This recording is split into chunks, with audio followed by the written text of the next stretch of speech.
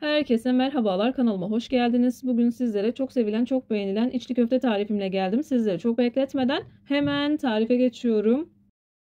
Tam da bu aşamada belirtmek istiyorum. Ben iç harcını öncesinden hazırladığım için iç harcının çekimini yapmadım. Videonun altındaki açıklama kısmına hem yapılışını hem de malzeme listesini mutlaka ekleyeceğim. Ayrıca kanalımda birçok içli köfte tarifi mevcut. İstediğiniz tarifi izleyip uygulayabilirsiniz. Tariflerimi güvenle deneyebilirsiniz. Tarifin ayrıntılarına geçiyorum. Ben tarifimde hem içli köftelik bulgur hem de çiğ köftelik bulgur kullanıyorum. Markaları isterseniz videonun altındaki açıklama kısmına mutlaka ekleyeceğim. 3 bardak kadar çiğ köftelik bulgur, 1 bardak kitel bulgur, 1 bardak irmiği ekledikten sonra malzemeleri güzelce karıştırıyorum. 1 tatlı kaşığı kadar tuz ekliyorum. 1 tatlı kaşığı kadar pul biber ekliyorum. Kendi damak tadınıza göre arttırabilir veya azaltabilirsiniz. Pul biberi, tuzu ve bulguru güzelce karıştırıyorum. İyice karıştırdıktan sonra yaklaşık 2 bardak kadar su ekliyorum.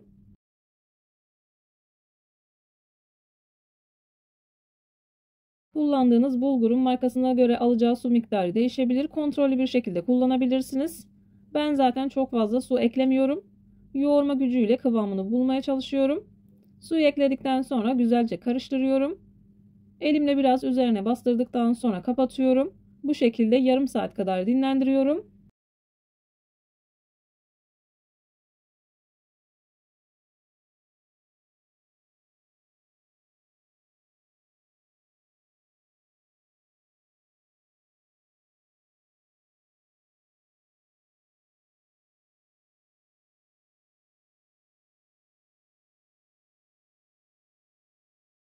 Yarım saatin sonunda bulgur biraz sertleşiyor.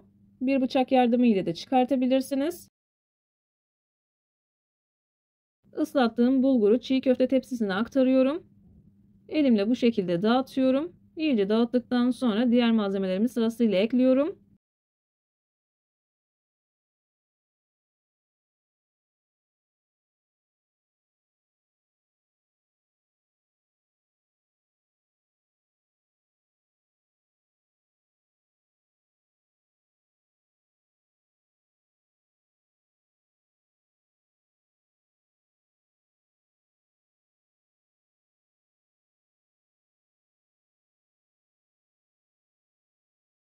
Bulguru elimle iyice bu şekilde dağıttım. Ortasını açıyorum.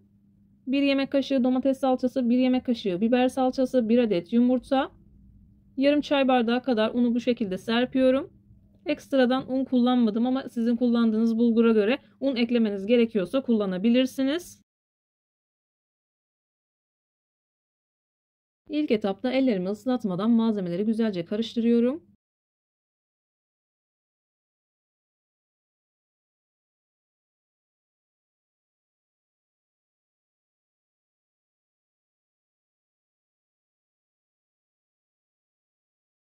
Malzemeler güzelce karıştırdıktan sonra ilk etapta suyu avuç ile bulgurun üzerine döküp yavaş yavaş yoğuruyorum. 3 avuç kadar kullanabilirsiniz. İlk etapta suyu bol kullanıyorum. Daha sonra sadece elimi ıslatıyorum. Bulgurun kıvamı kaçarsa toparlanmakta zorlanabilir. Yavaş yavaş topak topak olmaya başlıyor. Yaklaşık bir yarım saat kadar yoğurmaya devam edeceğim. Videomu tam da buraya kadar izlediyseniz her zaman olduğu gibi sizlerden ricam yoruma kalp olur, emoji olur veya tarifim hakkında farklı bir fikriniz varsa bunu da benimle paylaşabilirsiniz. Ayrıca videolarımı sevdiğiniz kişilerle de paylaşarak bana bu şekilde destek olabilirsiniz.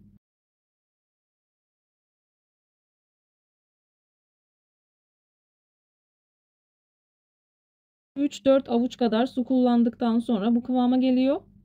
Bu aşamadan sonra çok fazla elinizi ıslatmamaya dikkat edin. Eğer hamurunuz cıvık olursa hazırladığınız zaman çatlamalar, patlamalar olabiliyor. Yavaş yavaş elimi ıslatarak yoğurmaya devam ediyorum. Videolarımda yapmış olduğum tariflerin elimden geldiği kadarıyla püf noktalarını vermeye çalışıyorum. Ama yine de aklınıza takılan herhangi bir şey olursa yorumlara yazarsanız gördüğüm zaman sizlere dönüş sağlarım. Yine aynı zamanda videonun altındaki açıklama kısmına malzeme listesini tam not olarak ekleyeceğim. Dilerseniz oradan da bakabilirsiniz.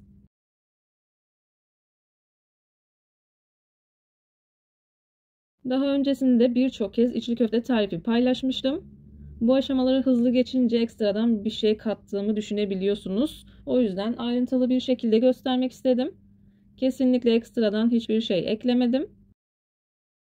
Ben yarım çay bardağı kadar un kullandım. İsterseniz kullanmadan da yapabilirsiniz veya bir çay bardağının tamamını da kullanabilirsiniz. Tamamen bulgurun kıvamına göre ayarlayabilirsiniz.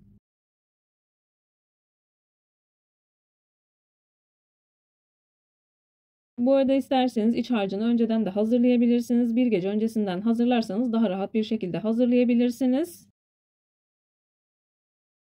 Ben bu tarifin iç harcı için yaklaşık 750 gram kadar kıyma kullandım. 750 gram kadar kıymayı kavurduktan sonra üzerine bir yemek kaşığı kadar tereyağı ekleyip kavurmaya devam ettim. Kıyma iyice kavrulduktan sonra 4-5 adet büyük boy soğanımı minik minik doğradıktan sonra onları da ekleyip kavurdum. Soğanlar kavrulduktan sonra tuz, pul biber ve karabiber ekledim. Sizlerin sevdiği başka baharatlar varsa onları da ekleyebilirsiniz. Baharatlarını ekledikten sonra 2-3 dakika kadar daha orta ateşte pişirdim. Daha sonra tamamen altını kapattım. İlk sıcaklığı çıktıktan sonra yarım demet kadar maydanoz, 1 çay bardağı kadar da ceviz ekledim. Ayrıca isterseniz baharat olarak reyhan da kullanabilirsiniz. Gerçekten çok yakışıyor. Ben genelde analı kızlı yaptığım zamanlarda reyhan kullanıyorum. Ayrıca analı kızlı tarifime de kanalımdan ulaşabilirsiniz. Ekstra haşlamalık içli köfte tariflerine de yine kanalımdan ulaşabilirsiniz. Birçok hamur işi tarifi var kanalımda. Çok sevilen, çok beğenilen tarifler.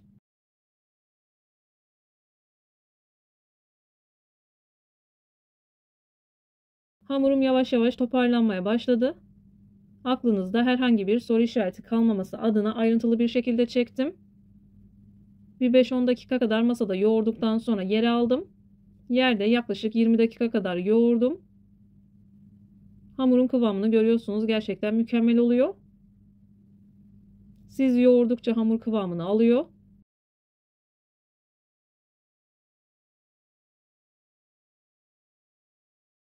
İçli köfte hamurunu hazırladım. İç harcını da bir gece öncesinden hazırlamıştım. Hızlı bir şekilde hazırlama aşamasına geçiyorum.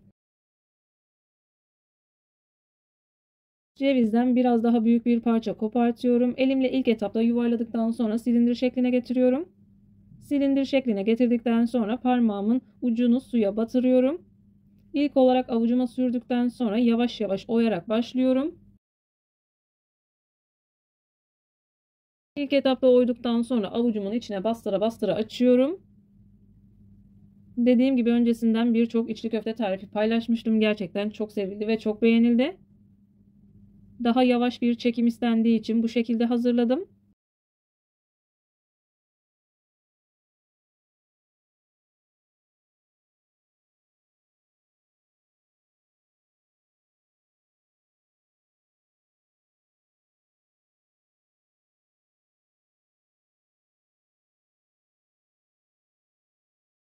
İçli köftelerimi hazırladım. Gördüğünüz gibi bir tanesi kurumuş tamamen. Bir tanesini de yeni hazırladım.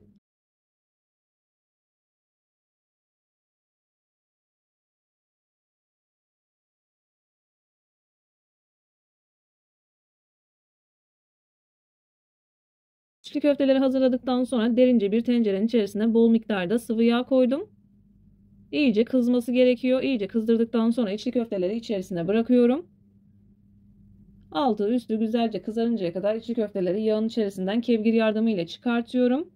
Sizler içli köftelerin güzelliğini izlerken bu arada ben de videonun sonuna gelmek üzereyim. Sizlere veda edeyim.